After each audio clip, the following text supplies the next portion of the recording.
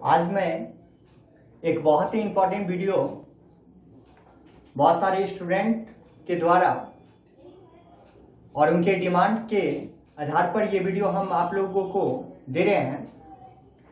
ये वीडियो मुख्य रूप से जो भी बीकॉम के इंट्रांस एग्जाम किसी भी यूनिवर्सिटी के बच्चे हों, चाहे BHU हो, पटना यूनिवर्सिटी हो, पाटलिपुत्रा यूनिवर्सिटी हो, तो डिफरेंट टाइप्स के जो यूनिवर्सिटीज में जो entrance exam B Com first year के लिए होती है, उसके लिए मुख्य तौर पर ये वीडियो बनाई जा रही है। तो हम चाहेंगे कि जितने भी बच्चे हैं वो इस वीडियो को बहुत अच्छे ढंग से देखें। और इसमें मैंने जो आपका 5 सेक्शन होता है, अकाउंट्स का, BST का, इकोनॉमिक्स का, GA का एंड रीजनिंग का, हम सारे पार्ट को कवर करने की कोशिश किए हैं और ये उम्मीद भी करते हैं कि आपके एग्जामिनेशन में यह वीडियो हमारा बहुत ज़्यादा आपको हेल्प करेगी। तो आप इस वीडियो को पूरी तरह से देखें और जैसा आपको अच्छा लगेगा या जो भी इसमें प्रॉब्लम होगी उसको आप कमेंट के द्वारा मुझे बताएंगे भी। तो चलिए हम शुरू करते हैं। हमारा सबसे फर्स्ट क्वेश्चन जो आज का है वो है नंबर ऑफ पार्टनर्स। हम हर एक क्वेश्चन को समझाते हुए उसके आंसर को बताएंगे, ठीक है। तो सबसे पहले आप लोग अपने मन में कोशिश करेंगे कि इसका आंसर क्या होना चाहिए और बाद में हम आंसर बताएंगे। Number of partners in an ordinary partnership firm में भी, हिंदी में एक क्वेश्चन कहता है कि सामान्य साझेदारी फर्म में साझेदारों की जो संख्या होती है वो कितनी होती है। ऐसे क्वेश्चन बहुत इजी होते हैं, बच्चे इसको स्लाइटली लेते हैं और ऐसे ही क्वेश्चन को वो गलत कर बैठते हैं। कोई भी ऑर्डिनरी जो पार्टनरशिप फर्म होता है, उस ऑर्डिनरी और पार्टनरशिप फर्म में जो हमारे मैक्सिमम नंबर ऑफ पार्टनर होते हैं वो कितने होते हैं। तो इसका answer minimum 2, maximum 10, maximum 20 and maximum 50। कौन सा आंसर होगा? इसका करेक्ट आंसर जो है वो है मैक्सिमम 20। यानी एक ऑर्डिनरी पार्टनरशिप फर्म में जो मैक्सिमम नंबर ऑफ पार्टनर होते हैं वो कितने होते हैं? 20 होते हैं। Second question, in the absence of partnership deed, जब पार्टनरशिप डीड यानी साझेदारी संलेख का अभाव होता है, the allowable rate of interest on the amount advance by the partner to the firm will be. Question हमारा है कि जब साझेदारी संलेख का अभाव होता है तो उस कंडीशन में जो साझेदार को, किसी भी पार्टनर को, उसके द्वारा फर्म को दी गई अग्रिम राशि, यानी इसी को हम लोग कहते हैं लोन, तो जो लोन दी जाती है उस लोन पे कितना ब्याज दिया जाता है, यानी कितनी इंटरेस्ट दी जाती है।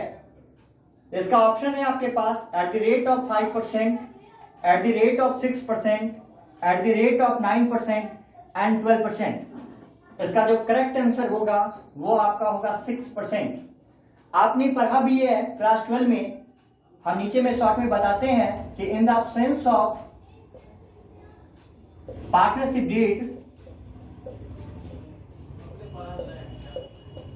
जब पार्टनरशिप डीड का अब्सेंस होता है तो उस कंडीशन में रूल्स अप्लाई होते हैं। कौन कौन सा?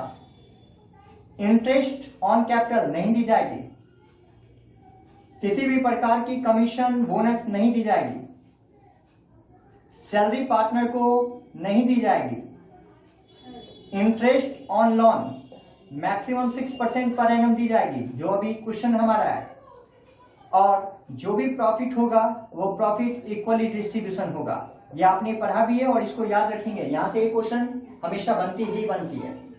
Next question, which of the following is not governed bye a specific act.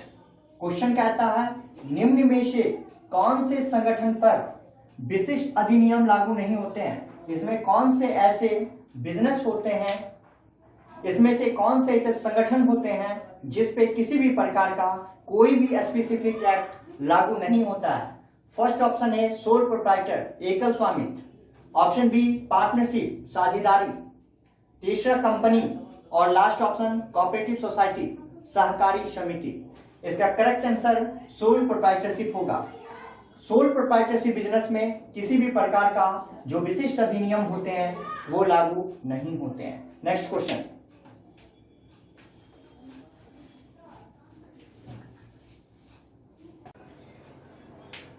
In the absence of partnership deed, partners share profits or losses. ये क्वेश्चन कहता है कि जब साझेदारी संलेख यानी पार्टनरशिप डीड का अब्सेंस होता है तो पार्टनरशिप डीड के अब्सेंस में जो पार्टनर को प्रॉफिट एंड लॉस जो हम डिस्ट्रीब्यूट करते हैं वो किस रेशियो में करते हैं। अभी जस्ट हम पिछले क्वेश्चन में ये डिस्कस किए थे कि पार्टनरशिप डीड के अब्सेंस में हमारा जो प्रॉफिट शेयरिंग रेशियो पार्टनर के बीच होता है वो क्या होता है, इक्वली होता है। तो इसका आंसर हमारा क्या हो जाएगा, इक्वली, समान अनुपात में। ठीक है, नेक्स्ट क्वेश्चन, क्वेश्चन नंबर 5 हम लोग देखते हैं। Joint Hindu family business, class 11 के बीएसटी का ये टॉपिक है। Joint Hindu family business is govern by, संयुक्त हिंदू परिवार व्यवसाय संचालित होता है किसके द्वारा, हिंदू लॉ के द्वारा, मुस्लिम लॉ के द्वारा, इंग्लिश लॉ के द्वारा या इंडियन कॉन्स्टिट्यूशन के द्वारा यानी भारतीय संविधान के द्वारा। तो देखिए इसमें सीधी सी बात, हिंदू परिवार व्यवसाय, नाम में भी क्वेश्चन में भी लिखा हुआ हिंदू परिवार, तो सीधी सी बात है हिंदू परिवार की जब बात आएगी तो वो किस लॉ के द्वारा चलेगा, तो हिंदू लॉ के अकॉर्डिंग चलेगा। तो इसका आंसर हमारा क्या हो जाएगा, Hindu law. Next question, money is what money does. Class 12 में आप इसको याद भी किए होंगे, ये बहुत इंपॉर्टेंट ऑब्जेक्टिव बनता है कि money is what money does, who said it. निम्नलिखित में किसके अनुसार, कौन कह रहे हैं कि मुद्रा वही है जो मुद्रा का कार्य करे। ये किनके द्वारा कहा गया, तो आप ध्यान रखेंगे ये हार्टली विदर्स के द्वारा बताया गया है। ठीक है, नेक्स्ट क्वेश्चन, ये देखिए हमारे जीएस का क्वेश्चन, करेंट अफेयर से ये क्वेश्चन लिया गया है। विच ऑर्गेनाइजेशन, वो कौन सा ऑर्गेनाइजेशन है, पब्लिश्ड, क्या पब्लिश करता है, रिपोर्ट, कौन सा रिपोर्ट, वर्ल्ड इकोनॉमिक आउटलुक। बहुत इंपॉर्टेंट क्वेश्चन ये बनता है कि वो वर्ल्ड इकोनॉमिक आउटलुक जो हमारा रिपोर्ट है उसे कौन से ऑर्गेनाइजेशन के द्वारा पब्लिश किया जाता है। फर्स्ट ऑप्शन वर्ल्ड बैंक के द्वारा, second option IMF international monetary fund के द्वारा, WHO के द्वारा, फिनांस मिनिस्टर के द्वारा। तो ध्यान देंगे इसका जो करेक्ट आंसर होगा वो IMF होगा। IMF के द्वारा वर्ल्ड इकोनॉमिक आउटलुक जो रिपोर्ट होता है उसे क्या किया जाता है, पब्लिश किया जाता है। नेक्स्ट क्वेश्चन, ठीक है, तो नेक्स्ट क्वेश्चन हमारा 8 नंबर हो गया। On reconstitution of the firm, recording of unrecorded liability will result in, कहता है कि साझेदारी फर्म के पुनर्गठन पर और लिखित देनदारी, जिसको हम क्या बोलते हैं, अनरिकॉर्डेड लायबिलिटीज का लेखा जब हम करते हैं तो क्या होता है। बिल्कुल क्लास 12 के अकाउंट का क्वेश्चन है, तो इससे आपके समझ में यह भी आ रहा होगा कि क्लास 11 और 12 को कितना ईमानदारी से पढ़ना हमारे लिए क्या होती है, जरूरत होती है। तो यहाँ क्वेश्चन कहता है कि अनरिकॉर्डेड लायबिलिटीज को जब भी आप रिकॉर्ड करते हो तो फर्स्ट ऑप्शन है gain to existing partner. Existing partner, जो एग्जिस्टिंग पार्टनर होता है उसको गेन होता है यानी उसको लाभ होता है, या जो एग्जिस्टिंग पार्टनर होता है उसको लॉस होता है, या फिर नाइदर गेन और लॉस टू एग्जिस्टिंग पार्टनर, यानी वर्तमान साझेदार को ना लाभ होता और ना हानि होता, या नन ऑफ दिस। तो इसका करेक्ट आंसर जो होगा वो हमारा बी होगा, लॉस ऑन एग्जिस्टिंग पार्टनर। जब भी अनरिकॉर्डेड लायबिलिटीज का रिकॉर्ड होता है तो एग्जिस्टिंग जो पार्टनर होते हैं उनको क्या हो जाता है, लॉस हो जाता है। क्वेश्चन नंबर 9, क्वेश्चन नंबर 9 कहता है which of the following do not come under electronic banking, यानी हिंदी में कहते हैं इनमें से कौन इलेक्ट्रॉनिक बैंकिंग के अंतर्गत नहीं आता है। यानी इलेक्ट्रॉनिक बैंकिंग जब हम करते हैं तो उसके अंदर वो कौन सा ऐसा इसके अंतर्गत एलिमेंट्स हैं जो इंक्लूड नहीं होते हैं। First option electronic fund transfer, automatic teller machine यानी ATM, debit card and overdraft. इनमें कौन से ऐसे हैं जो इलेक्ट्रॉनिक बैंकिंग के अंदर नहीं आते हैं। तो आपको पता है ये तो इलेक्ट्रॉनिक नाम से स्पष्ट है, ये तो होते ही होते हैं, ATM मशीन होते ही है, डेबिट कार्ड इलेक्ट्रॉनिक माध्यम से ही होता है, वरना पता किसको चलेगा, किसी के भी हम रुपया निकाल लेंगे। हमारा लास्ट ऑप्शन जो आता है डी, ओवरड्राफ्ट, अधिविकर्ष, ये हमारा करेक्ट आंसर है। ये इलेक्ट्रॉनिक माध्यम से नहीं होती है। ठीक है, नेक्स्ट क्वेश्चन, ये इकोनॉमिक्स के डिमांड का क्वेश्चन है कि law of demand is a, law of demand जो हमारा है यानी मांग का जो नियम है वो कौन सा स्टेटमेंट है, क्वालिटेटिव, क्वांटिटेटिव, बोथ या नन ऑफ दिस। तो आपको पता होगा कि मांग का नियम जो होता है वो क्वालिटेटिव स्टेटमेंट होते हैं यानी गुणात्मक होते हैं। ठीक है, और मात्रात्मक कौन होते हैं वो पता होना चाहिए आपको। ठीक है, नेक्स्ट क्वेश्चन, नेक्स्ट क्वेश्चन हमारा है मैक्सिमम वाइड स्कोप इज, सबसे अधिक व्यापक क्षेत्र कौन है, किसमें, जो ऑप्शन दिए गए हैं उन ऑप्शन में सबसे ज्यादा वाइड स्कोप किनका है, ब्रांड का है, सेकेंड ऑप्शन लेबलिंग का है, थर्ड ऑप्शन पैकेजिंग का है और डी ऑप्शन ट्रेडमार्क का है। इनमें से किसका स्कोप सबसे बड़ा है?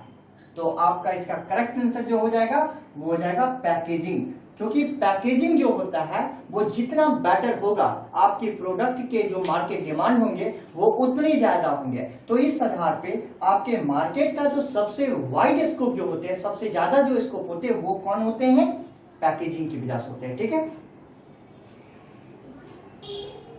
देखिए question number 12, interest on partners capital will be credited.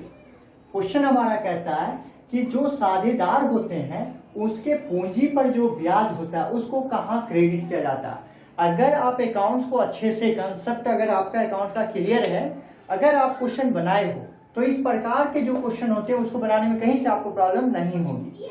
अगर इस टाइप के क्वेश्चन में प्रॉब्लम हो रही है तो कहीं ना कहीं आप जब न्यूमेरिकल बनाते हैं उस वक्त भी आपको फॉर्मेट ध्यान में देखकर उलट उलट कर देखना होगा। तो सबसे पहले इस तरह के क्वेश्चन को बाय फॉर्मेट आपके माइंड में होनी चाहिए। तो जब भी हम पार्टनर्स के कैपिटल पे जो उसको इंटरेस्ट देते हैं उसको हम क्रेडिट कहाँ करते हैं, फर्स्ट ऑप्शन हमारा है प्रॉफिट एंड लॉस अकाउंट में, दूसरा है प्रॉफिट एंड लॉस एप्रोप्रिएशन में, तीसरा है इंटरेस्ट अकाउंट में और चौथा है पार्टनर्स कैपिटल में। किसको हम दे रहे हैं, पार्टनर्स के कैपिटल पर, पार्टनर्स के कैपिटल पे इंटरेस्ट दे रहे हैं तो कहाँ जाएगा, तो पार्टनर्स के कैपिटल में चला जाएगा। इस प्रकार के क्वेश्चन कहीं से प्रॉब्लम नहीं होनी चाहिए। ठीक है, नेक्स्ट क्वेश्चन, ये हमारे कंपनी से लिया गया question, A company issues its share at premium under the following section of the Indian company act 1956। क्या कहता है कि कोई भी कंपनी अपनी जब अंश को प्रीमियम पर, प्रीमियम का मतलब समझते हैं ना, जैसे अगर 10 रुपया का शेयर है, अगर उसको 10 में तुम सेल कर रहे हो तो इसको कहते हैं एट पार। अगर 10 रुपए के शेयर को तुम 8 में बेचते हो तो उसको बोलते हैं एट डिस्काउंट, और जब 10 से ज्यादा में अगर मान लो 12 में बेचते हैं तो इसी को कहते हैं एट प्रीमियम। तो कोई भी अंशों को यदि प्रीमियम पर भारतीय कंपनी अधिनियम 1956 की धारा, कौन सी धारा के अंतर्गत जारी हम कर सकते हैं, ये क्वेश्चन क्या पूछ रहा है। क्वेश्चन कहता है कि हमारी जो इंडियन कंपनी एक्ट 1956 जो बनाई गई है उस कंपनी के अकॉर्डिंग, ठीक है, उस कंपनी के अकॉर्डिंग कौन से सेक्शन के अंतर्गत कोई भी अंशों को हम प्रीमियम पर इशू कर सकते हैं। फर्स्ट ऑप्शन है 76, सेकंड 78, थर्ड 79 और फोर्थ हमारा ऑप्शन है डी 80। ये जो हमारा इसका करेक्ट आंसर होगा वो होगा 78। याद रखना है, सेक्शन 78 के अकॉर्डिंग हम प्रीमियम पर किसी भी शेयर को इशू कर सकते हैं। नेक्स्ट, ये इकोनॉमिक्स का क्वेश्चन है, with rise in coffee price, कहता है किसी भी कॉफी का प्राइस यदि राइज कर जाता है, क्या कहता है, कॉफी का यदि प्राइस राइज कर जाता है, the demand of A T, तो उस वक्त आपके टी का जो डिमांड है, टी के डिमांड का क्या होगा। क्वेश्चन समझिए, क्वेश्चन कह रहा है कि यदि कॉफी का प्राइस राइज कर जाता है तो उस कंडीशन में आपके टी का जो डिमांड होगा वो क्या होगा। ये cross demand, types of demand class 12 में आप पढ़े हैं, उसमें एक थर्ड जो हमारा होता है क्रॉस डिमांड। क्रॉस डिमांड कहता है एक कमोडिटीज का प्राइस और दूसरे कमोडिटीज का डिमांड। यहां पर भी कुछ ऐसे ही कह रहा है कि कॉफी का प्राइस यदि राइज कर जाता है, इसको हम समझ लेते हैं थोड़ा। कॉफी का प्राइस, क्रॉस डिमांड ऐसे होता है, एक कमोडिटीज हमारा कॉफी है, दूसरा कमोडिटीज हमारा टी है। तो क्रॉस डिमांड में क्या होता है, एक कमोडिटीज का प्राइस जैसे कॉफी का प्राइस, तो टी का जो है हम किसका बात करते हैं, डिमांड। इसी रिलेशन की, इसके इनवर्स रिलेशन को हम क्रॉस डिमांड कहते हैं। तो कॉफी का प्राइस अगर इंक्रीज करता है तो टी का डिमांड भी क्या हो जाएगा, इंक्रीज कर जाएगा। ये ध्यान रखना। यदि कॉफी का प्राइस डिक्रीज करोगे तो टी का डिमांड क्या हो जाएगा, ये भी डिक्रीज कर जाएगा। क्योंकि एक कमोडिटीज का तुम प्राइस बोल रहे हो, दूसरे कमोडिटीज का प्राइस नहीं बोल रहे हो, डिमांड बोल रहे हो, तो पॉजिटिवली रिलेशन होता है। तो कॉफी का यदि प्राइस राइज होता है तो टी का डिमांड भी क्या हो जाएगा, राइज हो जाएगा, यानी बढ़ जाएगा। नेक्स्ट हमारा क्वेश्चन जो है बहुत अच्छा क्वेश्चन लिया गया, इजी क्वेश्चन है। ये हमारा रीजनिंग का क्वेश्चन है, ठीक है। रीजनिंग के क्वेश्चन को बनाने के लिए ऊपर थोड़ा सा पहले इसको मिटा देते हैं ताकि इस क्वेश्चन को हम सही से समझा सकेंगे, ठीक है।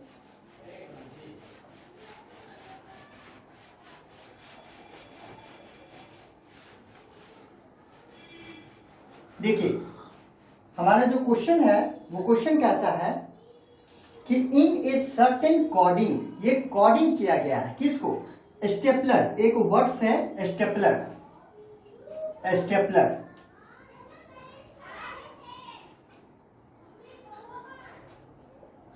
स्टेपलर एक वर्ड्स है जिसको कोडिंग किया गया है। ये क्वेश्चन कोडिंग हमारा क्या किया गया है, BUN,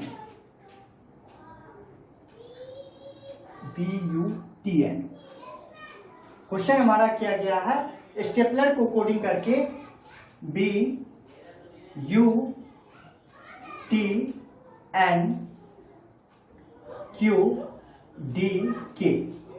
तो आपसे पूछ रहा है जिस कोडिंग में स्टेपलर को ये लिखा गया है, ठीक उसी कोडिंग में रिस्पेक्ट को क्या लिखा जाएगा, रिस्पेक्ट को क्या लिखा जाएगा। तो आप इस प्रकार के क्वेश्चन को तभी बना सकते हो, इस प्रकार के क्वेश्चन को हम कोडिंग डिकोडिंग कहते हैं। इस टाइप के क्वेश्चन को आप तभी सॉल्व कर पाओगे जब आपको A to Z जो 26 अल्फाबेट होते हैं उसका आपको क्या याद होना चाहिए, नंबर्स, जैसे A का 1, B का 2, इस प्रकार से यदि आपको याद होगा तभी इस प्रकार के क्वेश्चन को आप क्या करोगे, सॉल्व जल्दी कर दोगे। जैसे S कितना होता है 19, T 20, A 1, जैसे ये हुआ, ठीक। P 16, L 12, E 5 और R हमारा कितना हो जाता है 18, ये हमारा हो गया। अब इसी प्रकार कोडिंग कर दीजिए B2, U हमारा कितना हो जाता है 21, T हो जाता है 20 and 14। अगर ये कोडिंग आपको याद होगा तो आप इसको तुरंत क्या कर लोगे, Q 17, D 4 और K 11। अब इस प्रकार से आप क्या कर दिए, उसको कोडिंग कर दिए। तो सबसे पहले हम देखते हैं कि इसको कैसे कोडिंग किया गया। आप इस नंबर को देखेंगे तो आपको ध्यान पड़ेगा 19, ये जो 19 है 19 के बाद 20 ऐसे किया गया, 1 के बाद 2 इस प्रकार से किया गया, 20 के बाद 21 यानी ऐसे लिया गया। ठीक इसी प्रकार आ जाइए इधर R, 18 को 17 से किया गया, 1 माइनस, यहां पर 1 प्लस, यहां पर 1 प्लस, यहां पे 1 प्लस, इन तीनों में क्या किया गया, 1 को प्लस किया गया। इधर 1 माइनस किया जा रहा है, 18 से 17 किया गया, 12 से देखिए 11, 1 माइनस किया गया, 5 से 4, यहाँ पे 1 माइनस किया गया और यहाँ पे क्या किया गया, 2 माइनस बीच में कर दिया। जिस प्रकार से ये कोडिंग शुरुआती जो शुरू का जो 3 है उसमें 1 को प्लस किया जा रहा है, लास्ट जो 3 है उसमें -1 किया जा रहा है और बीच का जो है उसको -2 किया जा रहा है। जस्ट इसी प्रकार रिस्पेक्ट को भी हम कर देंगे। रिस्पेक्ट का नंबर पहले कर लीजिए, R कितना होता है 18, E 5, S हमारा कितना हो जाता है 19, P हमारा कितना हो जाता है 16, E कितना होता है 5, C कितना होता है 3 और T जो हमारा हो जाता है वो 20 हो जाता है। ठीक इसी प्रकार से जिस प्रकार से यहाँ पे हुआ है, एक इंक्रीज किया गया था इसे, एक यहाँ इंक्रीज किया गया था, एक यहाँ इंक्रीज किया गया था। चलिए R का 18 होता है, 19 पे क्या होना चाहिए, R के बाद क्या होता है S होता है, ठीक है। S के बाद क्या होता है 20 नंबर पे क्या आता है तो T आता है। E 5 के बाद 6 नंबर पे कौन सा पोजीशन आता है F आता है। कर दिए, यानी सब में इन तीनों में 1 प्लस कर दिए। पी में यहाँ पे बीच में क्या किया गया था, 2 माइनस किया गया था, हम भी 2 माइनस कर देंगे, क्या हो जाएगा n। अब इन तीनों में क्या किया गया था, 1 माइनस किया गया था, सारे से 1 माइनस करके 1 माइनस करते हैं, c से 1 माइनस कर देंगे तो b कर देंगे, e से माइनस कर देंगे 1 तो d, और t 20 है तो 19 पोजीशन पे 1 माइनस कर दीजिए तो s। इस प्रकार से जिस लैंग्वेज में कोडिंग इस स्टेबल को इसमें किया गया था, उसी प्रकार रिस्पेक्ट को हम इसमें कर दिए। तो ये जो हमारा करेक्ट आंसर हुआ, इस आंसर को देख लीजिए कहां पर है, TFS क्यू आ गया, नहीं होगा TFSNSBD, हमारा जो करेक्ट आंसर हो जाएगा वो सी नंबर हो जाएगा।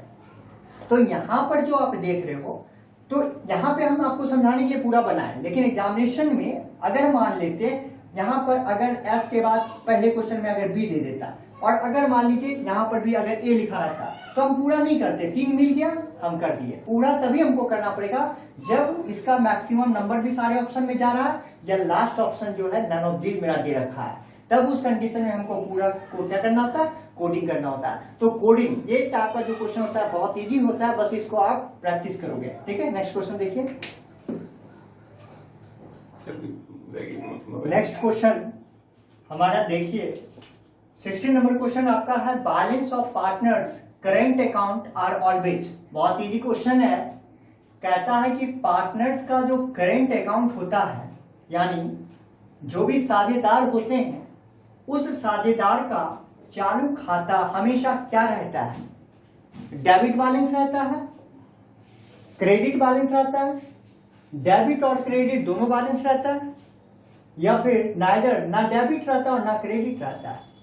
तो ध्यान रखना है, पार्टनर्स का जो करेंट अकाउंट है वो डेबिट भी हो सकता है और क्रेडिट भी हो सकता है, यानी इसका करेक्ट आंसर हमारा क्या है, करेक्ट आंसर सी।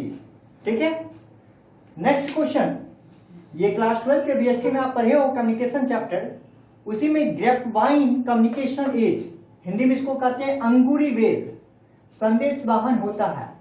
ये जो ग्रेपवाइन जो कम्युनिकेशन होता है, ये कौन सा कम्युनिकेशन होता है, इनफॉर्मल होता है, फॉर्मल होता है, रिटेन होता है, या नन ऑफ दीज होते हैं।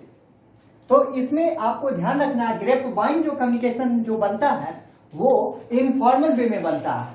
ठीक है, तो इसका करेक्ट आंसर हमारा क्या हो जाएगा, इनफॉर्मल, अनौपचारिक। यहां पर आपको पता होना चाहिए, फॉर्मल का मतलब है जो डायरेक्ट रिलेशन को क्रिएट करता है, और इनफॉर्मल जो होता है डायरेक्टली नहीं इनडायरेक्टली रिलेशन को क्रिएट करता है, जिसको कि आप पढ़ भी चुके हो। नेक्स्ट क्वेश्चन, क्वेश्चन नंबर 18, बहुत अच्छा क्वेश्चन है और बहुत इंपॉर्टेंट, ये पूछे ही जाते हैं। The first stock exchange in India was established in, हमारे इंडिया का जो पहला स्टॉक एक्सचेंज था, जिसको हिंदी में हम लोग बोलते हैं स्कंद विपणन, तो हमारे इंडिया का फर्स्ट जो स्टॉक एक्सचेंज है उसकी स्थापना कब हुई है। फर्स्ट ऑप्शन 1857 में, बी ऑप्शन 1877 में, सी ऑप्शन 1887 में, और लास्ट डी ऑप्शन है 1987 में। इसका जो करेक्ट आंसर है वो सी, 1887 में हमारे इंडिया का फर्स्ट स्टॉक एक्सचेंज की स्थापना हुई है। और अभी इंडिया में टोटल स्टॉक एक्सचेंज जो है वो नंबर ऑफ स्टॉक एक्सचेंज कितना है, तो हमारे इंडिया में टोटल जो नंबर ऑफ स्टॉक एक्सचेंज है वो 24 है। नेक्स्ट क्वेश्चन तो बहुत लाजवाब क्वेश्चन है, और ये आपके जीए का क्वेश्चन है, और अभी अभी फिलहाल इस क्वेश्चन का क्रिएशन हुआ है। आप उम्मीद करते हैं कि सारे बच्चे को ये क्वेश्चन आना भी चाहिए। The government of India, India की गवर्नमेंट हैज बैंड किए हैं how many Chinese mobile app, हमारे भारत सरकार के द्वारा, गवर्नमेंट ऑफ इंडिया के द्वारा चाइनीज जो मोबाइल ऐप थे उसको बैन किया गया था। भारत सरकार ने कितनी ऐसे मोबाइल ऐप हैं जो चाइनीज का था उसको बैन किया है, जिसमें कि अभी जो है आपको टिकटॉक आज के समय में सबसे फेमस ऐप है, जिसको कि आप सभी आदमी जान भी रहे हैं। तो उसी प्रकार से नंबर ऑफ जो ऐप है वो टोटल अभी जो है, फर्स्ट ऑप्शन 37 बैन किया है, बी ऑप्शन 59, सी ऑप्शन 40 और डी ऑप्शन 69। कितने ऐप अभी तक बेंड किए जा चुके हैं। तो इसका करेक्ट आंसर जो है वो है बी ऑप्शन 59। और अभी जो है इसके अलावे 20 और ऐसे चाइनीज ऐप हैं जिसको बहुत जल्द गवर्नमेंट ऑफ इंडिया के द्वारा फिर से बैन किया जाएगा। तो 59 + 20 कितना तक हो जाएगा? 79 ऐप हो जाएंगे टोटल। ठीक है, बहुत इंपॉर्टेंट क्वेश्चन है इस बार के एग्जामिनेशन के लिए, इसको ध्यान से देखेंगे। और इससे भी लाजवाब क्वेश्चन ये अकाउंट्स का है, when a new partner brings his share of goodwill. ये क्वेश्चन क्या कहता है, इस क्वेश्चन को समझिए। क्वेश्चन कहता है हमारा कि when a new partner brings his share of goodwill in cash. जब कोई new partner brings his share of goodwill, goodwill के रूप में इन कैश, गुडविल के रूप में यदि कैश लाता है तो the amount is debited to. तो उसको डेबिट कहां करते हैं? हिंदी में क्वेश्चन को पढ़ लीजिए। यदि कोई नया साझेदार अपने हिस्से की ख्याति यानी गुडविल की राशि यदि कैश में देता है तो उसे कहां डेबिट करेंगे? तो इस क्वेश्चन को आप तभी बना पाओगे जब आपको करेक्ट फॉर्मेशन अकाउंट्स का न्यूमेरिकल बनाने वक्त रहा होगा। अगर आप नहीं बनाए तो यहां तो बस रट जाओगे, लेकिन अगर कंसेप्ट आपके पास है तो इस प्रकार के क्वेश्चन कभी गलत नहीं हो सकते हैं। तो इसका ऑप्शन देखते हैं। फर्स्ट ऑप्शन है गुडविल अकाउंट में, सेकेंड है न्यू पार्टनर के कैपिटल अकाउंट में, थर्ड ऑप्शन है ओल्ड पार्टनर के कैपिटल अकाउंट में, और लास्ट हमारा डी ऑप्शन है कैश अकाउंट। और यही कैश अकाउंट हमारा करेक्ट आंसर है।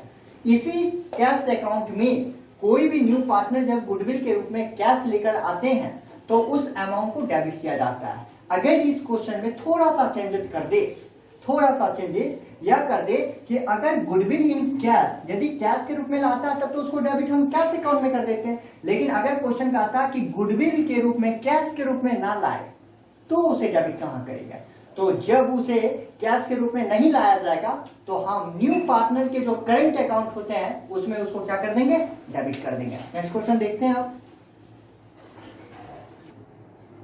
देखिए बाबू, नेक्स्ट क्वेश्चन हमारा 21 नंबर क्वेश्चन है, in the event of death of a partner accumulated profits and losses are shared in. Question कहता है एक्युमुलेटेड, तो आप समझ ही रहे हो, एक्युमुलेटेड मीन्स होता है जो प्रॉफिट एंड लॉस डिस्ट्रीब्यूट करना भूल गए, उस प्रॉफिट या उस लॉस को हम एक्युमुलेटेड बोलते हैं। तो कहते हैं कि जो एक्युमुलेटेड प्रॉफिट या लॉस जो होता है उसको हम शेयर करते हैं, यानी किसी साझेदार की मृत्यु होने पर जो संचित लाभ एवं हानि का जो विभाजन हम करते हैं वो किस आधार पे करते हैं? ठीक है, वो हम किस आधार पे करते हैं? बात समझ में आ रहा है? किस आधार पे कर रहे हैं? सबसे पहला हमारा ऑप्शन है ओल्ड प्रॉफिट शेयरिंग रेशियो के आधार पे करते हैं। सेकंड ऑप्शन हमारा है न्यू प्रॉफिट शेयरिंग रेशियो के आधार पे करते हैं। थर्ड ऑप्शन हमारा है कि हम कैपिटल रेशियो पे करते हैं। और फोर्थ ऑप्शन हमारा है कि नन ऑफ दिस। तो ध्यान रखेंगे, जब भी हम एक्युमुलेटेड प्रॉफिट की बात करते हैं तो उसको जब भी हम डिस्ट्रीब्यूट करते हैं वह हमेशा हमारा जो ओल्ड प्रॉफिट शेयरिंग रेशियो होता है, कौन सा ratio? Old profit sharing ratio जो होता है, हम हमेशा उसी ओल्ड प्रॉफिट शेयरिंग रेशियो पे हम उसको क्या करते हैं? डिस्ट्रीब्यूट करते हैं। ठीक है, नेक्स्ट क्वेश्चन बहुत इजी क्वेश्चन है, लेकिन ऐसे क्वेश्चन में बच्चे हमेशा फंस जाते हैं। रियलाइजेशन, जिसको हिंदी में बोलते हैं वसूली खाता, रियलाइजेशन अकाउंट कीजिए। रियलाइजेशन जो है कैसा अकाउंट है? नॉमिनल अकाउंट है, पर्सनल अकाउंट है, रियल अकाउंट है या नन ऑफ दी, जिसमें कोई भी अकाउंट नहीं है। तो रियलाइजेशन अकाउंट जो होते हैं वो बाय नेचर नॉमिनल अकाउंट होते हैं। तो इसका करेक्ट आंसर क्या हो जाएगा? नॉमिनल। थर्ड क्वेश्चन 23 नंबर देखते हैं, in which market product differentiation is found. किस बाजार में प्रोडक्ट डिफरेंटाइजेशन पाया जाता है? किस बाजार में वस्तु विभेद पाई जाती है?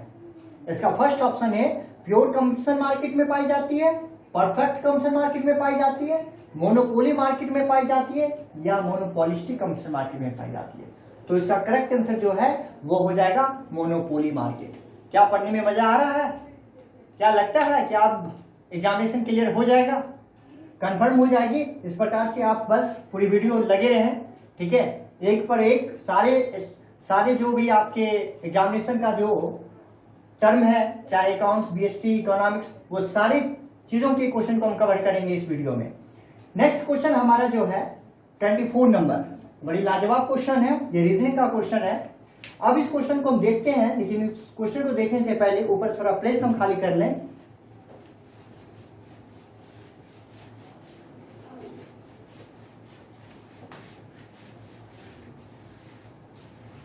आइए इस क्वेश्चन को हम देखते हैं।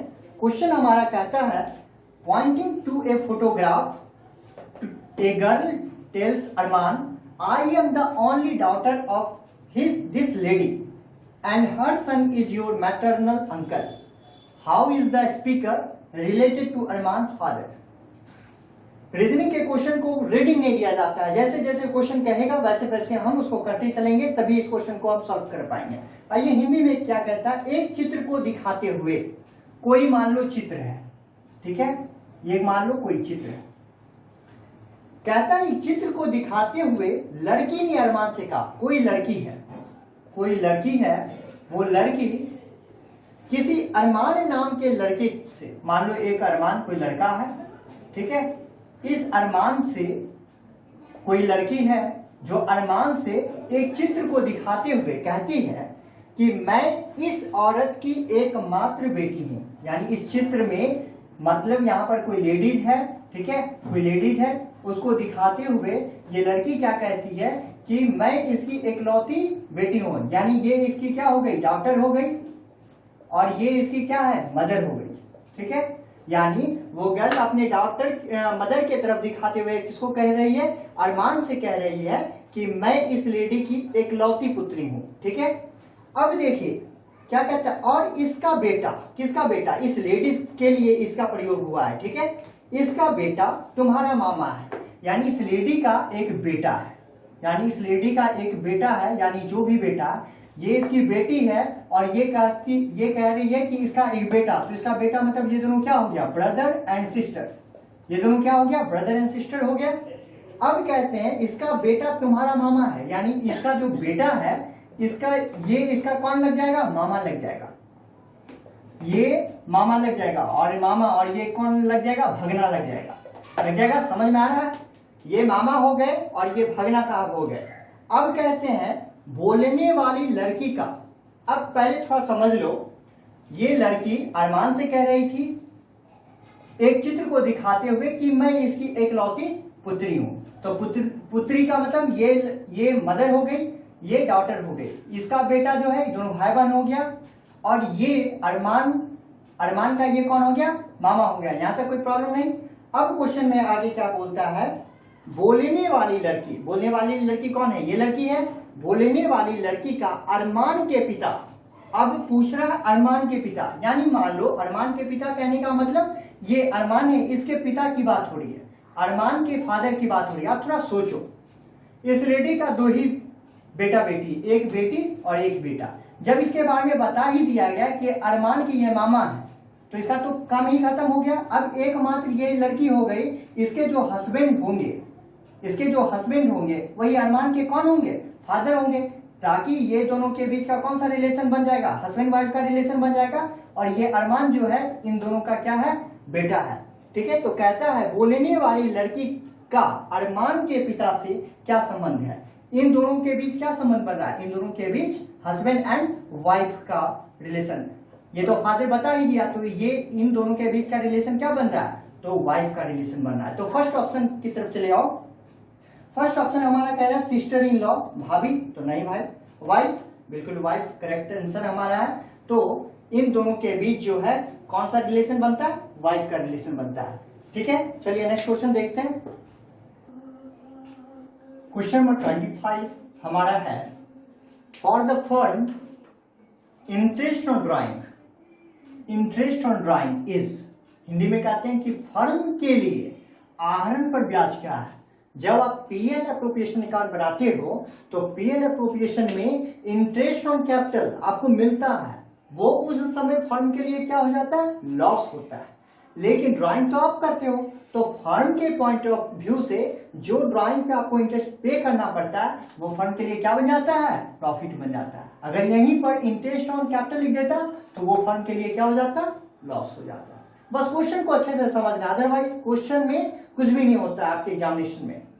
Next question, gaining ratio, gaining ratio बराबर लाभ प्राप्ति अनुपात बोलते हैं, क्या फॉर्मूला होता है। New ratio minus old, old ratio minus new ratio minus sacrificing ratio, या old ratio minus sacrificing ratio. तो सर ये तो बहुत इजी क्वेश्चन है सर, गेनिंग रेशियो में तो new ratio minus old ratio करते हैं, बिल्कुल सही बात है। और अगर यहीं पर सैक्रिफाइसिंग रेशियो की बात करें तो ये जैसा अपोजिट होता है, ओल्ड माइनस न्यू रेशियो, ठीक है। नेक्स्ट क्वेश्चन, ये इकोनॉमिक्स का क्वेश्चन डाला गया है। Market situation where there is only one buyer each, कहता है बाजार की वह स्थिति जिसमें वस्तु का केवल एक क्रेता हो। सर जिसमें एक विक्रेता हो, एक सेलर हो, वो मोनोपोली, और जिसमें एक क्रेता हो वो होता है मोनोसोनी, ठीक है। जिसमें एक सेलर मोनोपोली और जिसमें one buyer monopsony, clear. Next question, effective controlling is, कोई भी जो कंट्रोलिंग होता है उसको इफेक्टिव कब हम मानेंगे, प्रभावी नियंत्रण कब मानेंगे, जब वो स्टैटिक होगा, स्थिर होगा। सर स्थिर रहेगा तो फिर कंट्रोलिंग का मतलब ही होता है अस्थिर चीज को स्थिर करना। जो चीज स्थिर ही रहेगा वो कंट्रोल कैसे कर पाएगा, प्री डिटरमाइंड। कभी कंट्रोलिंग करने वक्त क्या पहले से मुझे पता होगा कि कंट्रोल कैसे करना है, हर सिचुएशन में, हर कंडीशन में? नो सर, ये तो पता नहीं होगा। तो जब पता ही नहीं होगा तो प्री डिटरमाइंड तो हो नहीं सकता। डायनेमिक, गत्यात्मक, बिल्कुल डायनेमिक होगा। कंट्रोलिंग अगर हम चाहते हैं कि इफेक्टिव रूप से हो तो उसके लिए वह कैसा होना चाहिए, डायनेमिक होना चाहिए। तो इसका करेक्ट आंसर मेरा क्या हो जाएगा, गत्यात्मक, dynamic. Next question, the excess of actual profit over the normal profit is called, कहता है कि वास्तविक लाभ के सामान्य लाभ पर, वास्तविक लाभ के सामान्य लाभ के आदि को क्या कहते हैं। तो ये तो भाई आप अकाउंट्स में बार बार पढ़ते हो कि जब excess actual profit over the normal profit हो जाता है तो उसको हम उस प्रॉफिट को बोलते हैं सुपर प्रॉफिट। तो इसका करेक्ट आंसर मेरा क्या हो जाएगा, सुपर प्रॉफिट। क्लियर। नेक्स्ट देखते हैं क्वेश्चन नंबर 30 देखते हैं।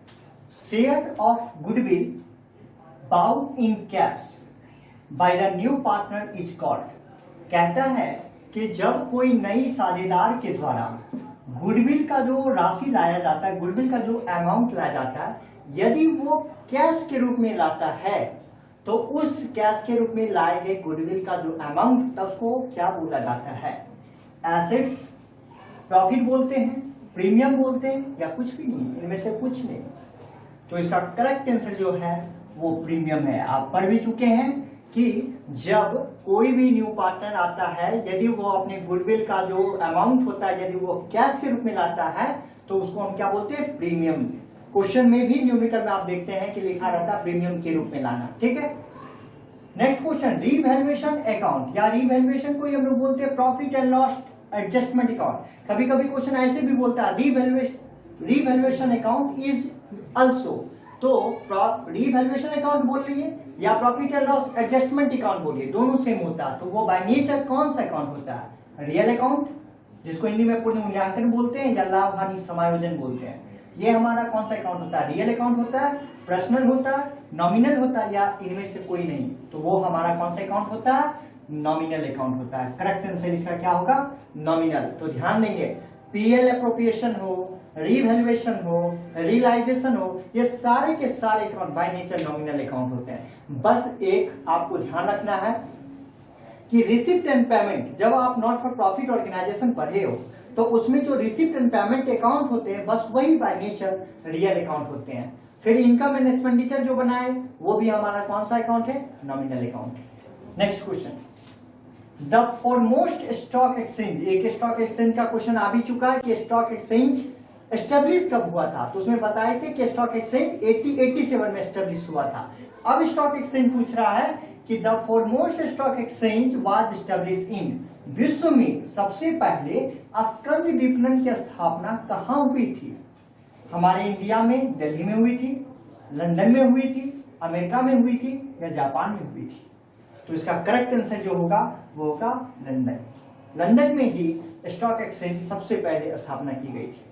Next question, credit money is increased when CRR, कहता है कि जब सीआरआर का वैल्यू यानी साख मुद्रा का जब विस्तार होता है, इंक्रीज करता है, तब हमारा नगद कोष अनुपात अनुपात क्या होता है? साख मुद्रा यानी क्रेडिट मनी का जिस समय विस्तार होता है उस समय हमारा सीआरआर क्या होता है?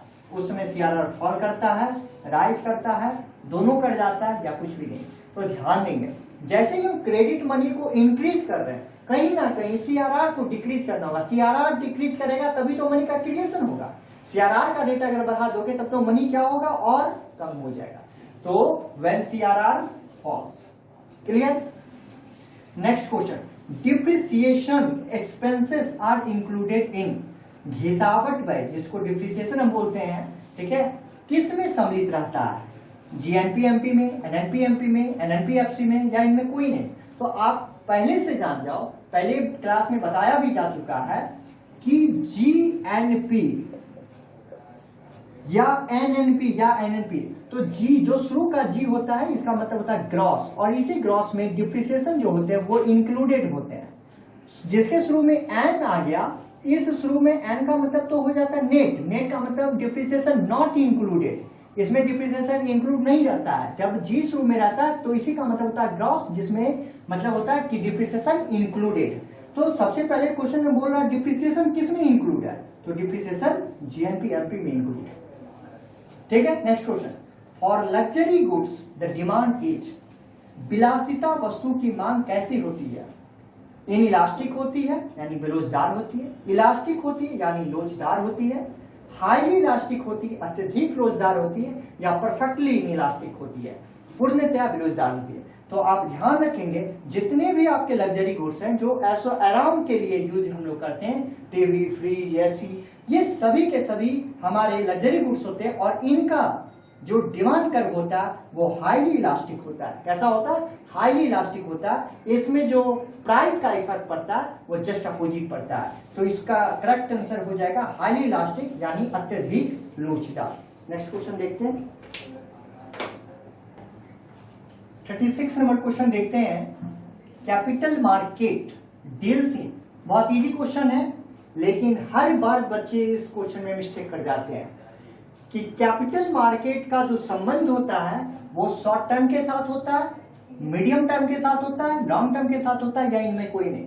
तो बच्चे मीडियम टर्म और लॉन्ग को तो हटा देते हैं, कंफ्यूज कर जाते हैं शॉर्ट टर्म और लॉन्ग टर्म।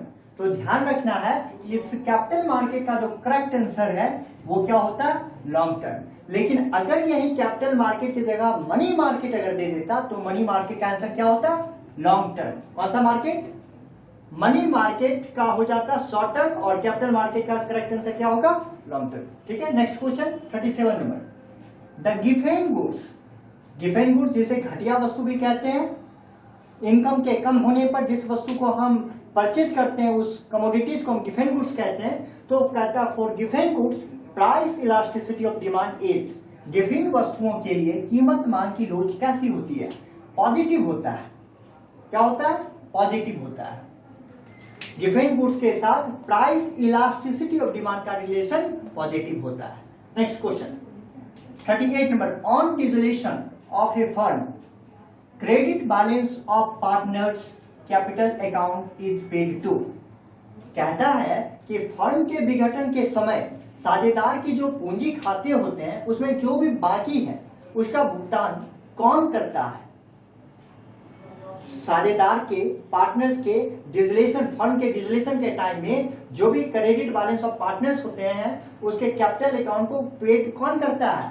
पार्टनर्स करता है, फर्म करता है, वाइफ उसकी करती है, या नन ऑफ दिस, कोई नहीं करता। तो सीधी सी बात, डिसोल्यूशन कौन कर रहा है? फर्म में कौन रहते हैं? पार्टनर रहते हैं। तो उसके सारे काम कौन करेंगे? पार्टनर्स के द्वारा ही की जाएगी। Next question, scope of sole trading, फिर क्वेश्चन आ गया सोल ट्रेडिंग, एकांकी व्यापार। एकांकी व्यापार का जो कार्य क्षेत्र होता है वो क्या होता है? लिमिटेड होता है, अनलिमिटेड होता है, वाइड व्यापक होता है, या कोई नहीं। तो आप जानते हो कि सोल प्रोप्राइटरशिप बिजनेस जो करते हैं, कैपिटल के कम, lack of capital, lack of person, lack of partner, lack of member, ठीक है, लेक ऑफ एरिया, ये प्रॉब्लम्स होते हैं, तभी तो हम सोल ट्रेड का क्या करते हैं? बिजनेस करते हैं। तो सोल ट्रेड का जो हमारा कार्य क्षेत्र होगा वो क्या होंगे? लिमिटेड। इसका करेक्ट आंसर क्या हो जाएगा? लिमिटेड।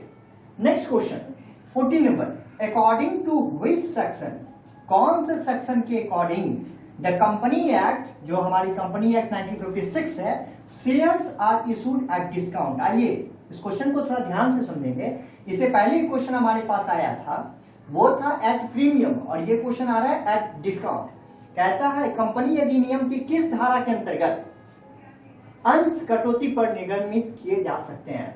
तो वहां पर आप देखे थे कि सेक्शन 78 के अकॉर्डिंग एट प्रीमियम पे हम उसको इशू कर सकते हैं, और यहां पर एट डिस्काउंट में सेक्शन 79 के अकॉर्डिंग हम इसे क्या कर सकते हैं, शेयर कर सकते हैं, यानी कि इशू कर सकते हैं। ठीक है, 41 नंबर नेक्स्ट क्वेश्चन देखते हैं। हु रेगुलेट्स मनी सप्लाई, यानी मनी का जो सप्लाई है उसको रेगुलेट कौन करता है, यानी हमारे इंडिया में जो मुद्रा है उसकी पूर्ति का नियमन, यानी ओवरऑल सारी चीजों को रेगुलेट कौन करता है, गवर्नमेंट ऑफ इंडिया करती है, आरबीआई करती है, कॉमर्शियल बैंक करते हैं, या प्लानिंग कमीशन करते हैं। तो आपको पता होना चाहिए मनी से रिलेटेड जितने भी रेगुलेट्स का काम होता है, नियमन का काम होता है, वो सभी के सभी जो होते हैं वो आरबीआई के द्वारा होते हैं। तो इसका करेक्ट आंसर हमारा क्या हो गया, आरबीआई।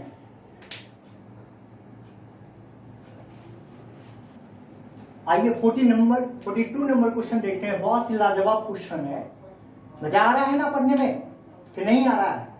आ रहा है, बिल्कुल आएगा। जो बच्चे 11 12 अच्छे से पढ़े हैं उनको तो लग रहा होगा कि चलो ये रिवीजन का एक राउंड चल रहा है। ठीक है, तो ध्यान से देखेंगे। 42 नंबर क्वेश्चन करता है share holders receives from the company. Share holder जो होते हैं, अंशधारी जो होते हैं, उनको कंपनी से क्या मिलता है? सर रुपया मिलता है। अरे रुपया तो मिलता है, उस रुपये को क्या बोलते हैं? इंटरेस्ट बोलते हैं, कमीशन बोलते हैं, प्रॉफिट बोलते हैं, या डिविडेंड बोलते हैं? इसका करेक्ट आंसर जो है वो है डी, डिविडेंड, लाभांश। Clear? Next question, the object of the company are specified. इसको हम कहते हैं कि कोई भी कंपनी का जो ऑब्जेक्ट होता है वो कहां पे स्पेसिफाइड किया हुआ होता है? आर्टिकल्स ऑफ एसोसिएशन में, जिसको हम कहते हैं प्रासद अंतर्नियम। दूसरा कहते हैं मेमोरेंडम ऑफ एसोसिएशन, जिसको कहते हैं प्रासद सीमा नियम। तीसरा होता है प्रोस्पेक्टस, जिसको हम कहते हैं प्रविवरण। और फोर्थ है सर्टिफिकेट ऑफ इनकॉर्पोरेशन, समामेलन का प्रमाण पत्र। ऐसे क्वेश्चन में भी बच्चे फंसते हैं। ये क्वेश्चन हमारा जो है वो कोई भी कंपनी का जो ऑब्जेक्ट स्पेसिफाइड होता है वो मेमोरेंडम ऑफ एसोसिएशन में होता है। कहां होता है? मेमोरेंडम ऑफ एसोसिएशन में, जिसको हिंदी में बोलते हैं हम प्रासद सीमा नियम, जो सीमा के अंतर्गत बनाया जाता है। नेक्स्ट बहुत इजी क्वेश्चन है। ए गुड प्लान, एक अच्छी योजना कैसी होनी चाहिए? कोई भी जो आप योजना बनाते हो, कोई प्लान जो बनाते हो, वो प्लान कैसी होनी चाहिए जिसको आप अच्छा योजना बोलोगे? पहला ऑप्शन, वो एक्सपेंसिव होनी चाहिए, यानी खर्चीला होना चाहिए। नो सर, खर्चीला जो होगा वो अच्छा सा कैसे कर सकते हैं? बिल्कुल नहीं कहेंगे। टाइम कंज्यूमिंग, समय लेने वाली ना, ज्यादा समय अगर कोई ले रहा वो भी हम अच्छा नहीं कहेंगे। रिजिड, संकीर्ण, किसी चीजों के प्रति संकीर्ण भावना, ये भी बिल्कुल सही बात नहीं है। तो इसका करेक्ट आंसर क्या हो जाएगा? फ्लेक्सिबल, यानी लोचपूर्ण।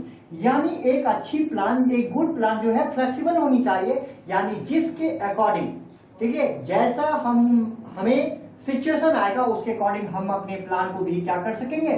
चेंज करेंगे। तो एक गुड प्लान जो होनी चाहिए वो फ्लेक्सिबल होनी चाहिए। ठीक है, next question 45 number, who is the minister. बड़ा लाजवाब क्वेश्चन है।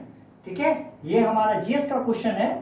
इस क्वेश्चन को हम लोग हमेशा इलेक्ट्रॉनिक इंफॉर्मेशन की बात करते हैं, तो जानना भी चाहिए। क्या आपको पता है नहीं है, ये भी जानना बहुत जरूरी है। Who is the minister of electronics and information technology and communication. वो कौन सा मिनिस्टर है? मिनिस्टर का नाम आपको बताना है। जो minister electronics and information technology and communication के मिनिस्टर हैं, जिसको हिंदी में हम कहते हैं सूचना एवं प्रसारण के मंत्री, कौन है? फर्स्ट ऑप्शन मनोहर पार्लियकर, second option Prakash Javadekar, third option Ravishankar प्रसाद, और फोर्थ ऑप्शन स्मृति ईरानी। ये क्वेश्चन का आंसर आपको देना चाहिए। तो इसका करेक्ट आंसर जो है वो हम बता रहे हैं सी, रविशंकर प्रसाद। अभी जो हमारे प्रेजेंट के electronics and information technology communication के जो मिनिस्टर हैं वो कौन है? रविशंकर प्रसाद जी हैं। नेक्स्ट क्वेश्चन, बहुत बार पूछे जाते हैं ये क्वेश्चन, पूछे भी गए हैं। Money is a pivot around which the whole economy clusters, who said it? निम्नलिखित में कौन कहे हैं कि मुद्रा वह धुरी है जिसके चारों ओर समस्त अर्थ विज्ञान चक्कर काटता है। मनी एक ऐसी क्या है? धुरी है जिसके चारों ओर हमारा जो अर्थ विज्ञान है, जो हमारी क्लस्टर है, वो क्या करती है? चक्कर काटती है। यह बात किसने कहा? केन्स के द्वारा बोला गया, रॉबर्टसन के द्वारा बोला गया, मार्शल के द्वारा बोला गया, या हटले के द्वारा बोला गया? तो ध्यान देंगे, इस बात को प्रोफेसर मार्शल जी के द्वारा बताया गया है कि मुद्रा वह धुरी है जिसके चारों तरफ हमारी अर्थ विज्ञान जो होती है वो चक्कर लगाती है। ठीक है, चलिए नेक्स्ट क्वेश्चन देखते हैं। देखिए 47 नंबर क्वेश्चन बहुत लाजवाब क्वेश्चन है। ये पता होना चाहिए हर एक कॉमर्स वाले बच्चों को कि हम कॉमर्स पढ़ते हैं और कॉमर्स की जो सबसे हाईयर एजुकेशन मानी जाती है वो चार्टर्ड अकाउंटेंट को मानी जाती है। आप लोग में कई बच्चे इस चार्टर्ड अकाउंटेंट बनने का ड्रीम भी देखते होंगे, बनना भी चाहते हैं, बनेंगे भी आगे, अभी कैसे बन जाएंगे। ठीक है, तो क्वेश्चन है हमारा, when is the national chartered accountant day celebrated? राष्ट्रीय चार्टर्ड अकाउंटेंट दिवस कब मनाया जाता है? अभी रिसेंटली में हम लोग चार्टर्ड अकाउंटेंट डे सेलिब्रेट किए हैं। उसका फर्स्ट ऑप्शन है 1 जुलाई को, 1 जून को, 5 जुलाई को, या 1 अगस्त को। इसका करेक्ट आंसर जो है वो 1 जुलाई है। रिसेंटली में हम 1 जुलाई को अभी ही chartered day CA day celebrate किए हैं। ठीक है, नेक्स्ट क्वेश्चन बहुत आसान क्वेश्चन है। The machinery for settlement of consumer dispute is? उपभोक्ता विवादों के निपटारे की हमारे कंज्यूमर प्रोटेक्शन एक्ट बीएसटी का सबसे लास्ट चैप्टर आप पढ़े हैं कि उसमें जो हमारा कंज्यूमर प्रोटेक्शन एक्ट होता है उस कंज्यूमर के पॉइंट ऑफ व्यू से किसी भी प्रकार की जो निपटारा की जाती है, कोई भी जो डिस्प्यूट होते हैं, डिस्प्यूट का जो सेटलमेंट करते हैं, उसके कितने टायर होते हैं? इसका फर्स्ट ऑप्शन 1 टायर होते हैं, 3 टायर होते हैं, 2 टायर होते हैं, नन ऑफ दिस। यहाँ पे टायर का मतलब ट्रक का टायर, साइकिल का टायर नहीं समझना है। यहाँ पे डिस्प्यूट को सेटलमेंट करने के लिए कितने टायर होते हैं? उसके लिए 3 टायर होते हैं। ठीक है, कितने टायर होते हैं? 3 टायर होते हैं। इसका करेक्ट आंसर हमारा 3 टायर हो जाएगा। ये तो बड़ी लाजवाब क्वेश्चन और बहुत ही आसान क्वेश्चन है कि RBI was established in reserve bank of India. ठीक है, यानी कहते हैं कि रिजर्व बैंक ऑफ इंडिया की स्थापना कब हुई? 1947, 1935, 1937, 1947।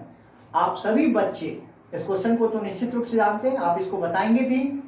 ठीक है, इसका करेक्ट आंसर जो है 1935 जो है हमारा बैंक ऑफ इंडिया की स्थापना हुई है, जो हमारे इंडिया का सेंट्रल बैंक है। और लास्ट क्वेश्चन बहुत ही आसान क्वेश्चन, ये हमारा रीजनिंग का क्वेश्चन है। इस क्वेश्चन को हम देखते हैं, पहले हम ऊपर में इसको थोड़ा कर लें।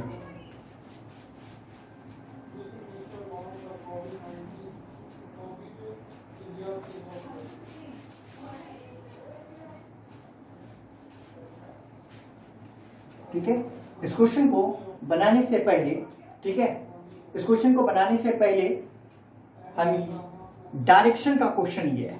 कौन से टॉपिक का क्वेश्चन है? डायरेक्शन का क्वेश्चन है। इस क्वेश्चन को देखने से पहले हम थोड़ा डायरेक्शन जान ले कि डायरेक्शन हम जानते हैं या नहीं। हम डायरेक्शन थोड़ा जान जाते हैं। आप जान ले, ये नॉर्थ होता है, ये साउथ होता है। ठीक है, ये क्या होता है? ऊपर जो होता है हमारा नॉर्थ और नीचे क्या होता है? साउथ। ठीक है, इधर इस तरफ जो हमारा हो जाता है वो हो जाता है वेस्ट। क्या हो जाता है? वेस्ट। तो इधर कौन सा बचा? ईस्ट। ये नॉर्थ, नॉर्थ देख रहे हो? ठीक है, नॉर्थ के इधर क्या हो गया? वेस्ट। इधर क्या हो गया? साउथ। और इधर क्या हो जाता है? ईस्ट। ईस्ट का मतलब पूरब, ईस्ट का मतलब पूरब, साउथ का मतलब दक्षिण। क्या होता है? दक्षिण। वेस्ट का मतलब पश्चिम, पश्चिम। और नॉर्थ, नॉर्थ का मतलब उत्तर। ठीक है, यहां तक कोई प्रॉब्लम? ये डायरेक्शन सभी बच्चों को पता है। अब इसमें हम क्वेश्चन को पहले पढ़ते हैं और उसको बनाते हैं। सबसे पहले फ्रॉम ये point I went 35 kilometre in south direction and went 17 kilometre after taking left turn and again went 35 kilometre after taking left turn. Find how many distance are there between me and इस initial point.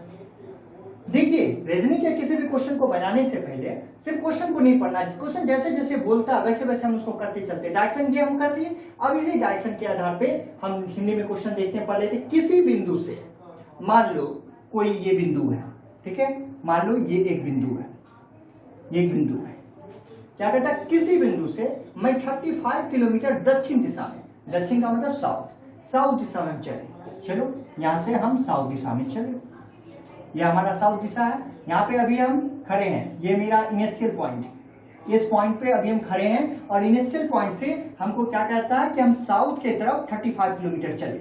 चलिए 35 kilometre हम चल के आगे फिर बोलता है दक्षिण दिशा की ओर चला। किसी बिंदु से मैं 35 किलोमीटर दक्षिण दिशा की ओर चला, चल लिए। फिर बाईं ओर, अब जब यहाँ पे आप ऐसे खड़े हो तो आपकी बाईं ओर किधर होता है, इधर, दाईं ये हुआ, बाईं ये हुआ। अब यहां से कहता है बाईं ओर हम क्या किए, टर्न ले लिए, बाईं ओर मुड़कर 17 किलोमीटर चले। चलिए बाईं ओर मुड़कर हम कितना किलोमीटर चले, 17 किलोमीटर चले। चलिए बाईं ओर घूमकर 17 किलोमीटर चला तथा अंत में फिर से बाईं ओर मुड़ गया। अब हम इस डायरेक्शन में खड़े, इस डायरेक्शन में खड़े, तो इस डायरेक्शन में बाईं मेरा ये हुआ, दायां मेरा ये हुआ। फिर यहां से हम बाईं तरफ मुड़ गए, बाईं तरफ मुड़ गए मतलब इस तरफ मुड़ गए, इधर मुड़ गए। अंत में फिर से बाईं ओर मुड़ा और मुड़कर फिर से 35 किलोमीटर चला। बाईं ओर मुड़कर फिर हम 35 किलोमीटर चल दिए। 35 किलोमीटर हम चल दिए, कोई प्रॉब्लम, 35 किलोमीटर हम फिर चल दिए। अब 35 किलोमीटर चल, अब आपको बताना यह है कि बताएं कि मैं अपने प्रारंभिक स्थान तो मेरा ये स्थान है, प्रारंभिक स्थान से कितना दूरी पर है। तो प्रारंभिक स्थान से आप कितनी दूरी पे हैं, कितनी दूरी पे हैं, इसका डिस्टेंस नीचे में कितना किलोमीटर दिया हुआ, 17 किलोमीटर, तो इसका डिस्टेंस भी क्या हो जाएगा, 17 किलोमीटर।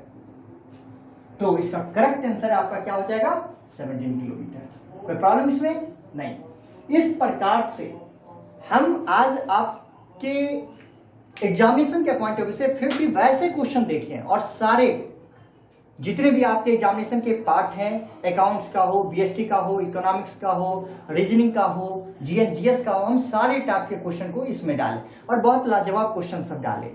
तो हम उम्मीद करते हैं कि यह सारा क्वेश्चन पढ़ के आपके एग्जामिनेशन में निश्चित रूप से आपको हेल्प मिलेगी और इसको आप ध्यान से देखें, बार बार देखें, ताकि किसी भी प्रकार का कोई कंफ्यूजन ना हो। लेकिन इसके बाद भी हम कहते हैं कि अगर ये सारे क्वेश्चन को देखने के बाद किसी प्रकार का कोई डाउट्स, कोई सजेशन अगर आप देना चाहती हो तो कमेंट बॉक्स के द्वारा आप दे सकते हो। और प्रयास होनी चाहिए कि हमारी इस मेहनत का बेनिफिट आप लो और साथ ही साथ जितने भी बीकॉम एग्जामिनेशन के एंट्रेंस देने वाले स्टूडेंट हैं कॉमर्स बैकग्राउंड के, चाहे वो किसी भी यूनिवर्सिटी का दे, उन सभी बच्चों को ये शेयर आप ज़्यादा से ज़्यादा शेयर करवाएं। आप शेयर करें जिससे हर बच्चों को ये वीडियो देखकर हेल्प मिल सके और नेक्स्ट वीडियो जैसे हम डालें तो उसका नोटिफिकेशन मिलने के लिए आपको जरूरी है कि आप हमारे यूट्यूब चैनल को क्या कर लेंगे, सब्सक्राइब कर लेंगे। क्योंकि जब आप सब्सक्राइब करेंगे तभी नेक्स्ट जो वीडियो हमारा होगा उसका नोटिफिकेशन आपको सबसे पहले मिल जाएगी। ठीक है, और उम्मीद करेंगे अगर वीडियो अच्छा लगा तो अच्छी कमेंट और लाइक जरूर करें। ठीक है, आज के लिए